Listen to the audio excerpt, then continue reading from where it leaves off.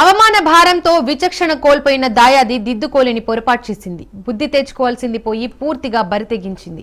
Operation Sindoor కు ప్రతీకారం చేయబోయి మరోసారి పరువు పోగొట్టుకుంది. భారత్ ను సైనికంగా రెచ్చగొట్టే దుస్సాహసానికి పూనుకొని అభాసు పాలైంది. అర్ధరాత్రి దాటినప్పటి నుండి భారత్ పై ఎడాపెడా వైమానిక దాడులకు దిగింది.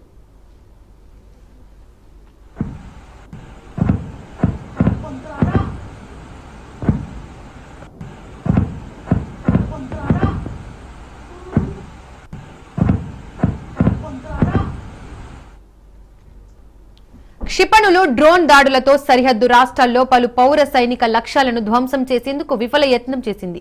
వాటన్నింటినీ మన సైన్యం పూర్తిగా తిప్పికొట్టడమే గాక 3 పాక్ యుద్ధ విమానాలను కూల్చేసింది. 2 పాక్ పైలట్లను బందీలుగా పట్టుకుంది. రాజధాని ఇస్లామాబాద్ తో పాటు కీలక పాక్ నగరాలపై ఒకే రోజు 2 సార్లు క్షిపణి దాడులతో విరుచుకుపడింది. అక్కడి ఎయిర్ డిఫెన్స్ వ్యవస్థలు తదితరాలను నేలమట్టం చేసింది. 2 రోజుల వ్యవధిలో దాయాదికి వరుసగా రెండో పరాభవం రుచి చూపి మర్చిపోలేని గుణపాఠం నేర్పింది.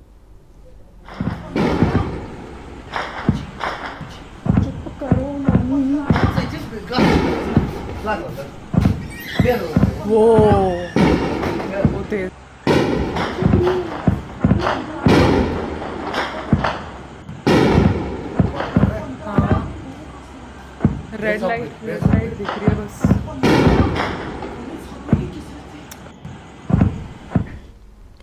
పాక్ దాడులను సమర్థవంతంగా తిప్పికొట్టిన భారత ఆర్మీ జమ్మూపై పాక్ దాడులను తిప్పికొట్టామని తెలిపింది. జమ్మూకు ఎలాంటి నష్టం జరగలేదని తెలిపింది.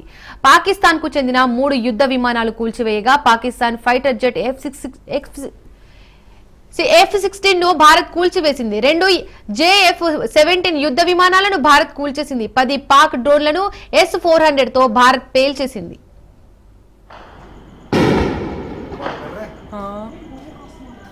रेड लाइट दिख रही है बस.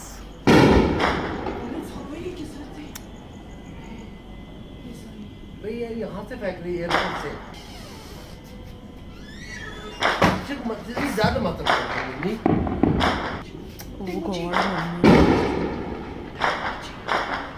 चुप करो.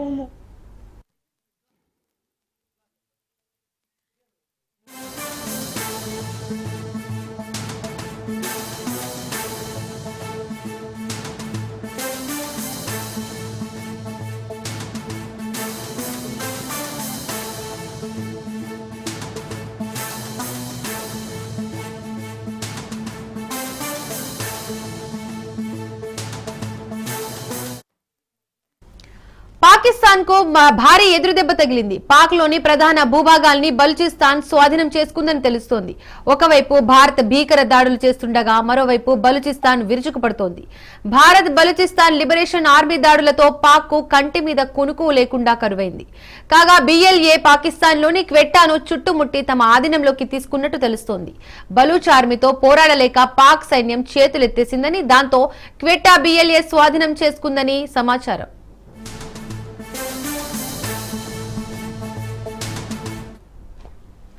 ఇదిలా ఉండగా పాక్ ప్రజలకు BLA స్ట్రాంగ్ వార్నింగ్ ఇచ్చింది. పాకిస్తాన్ ఆర్మీకి ప్రజలు ఎవరూ సహకరించకూడదని హెచ్చరికలు జారీ చేసింది.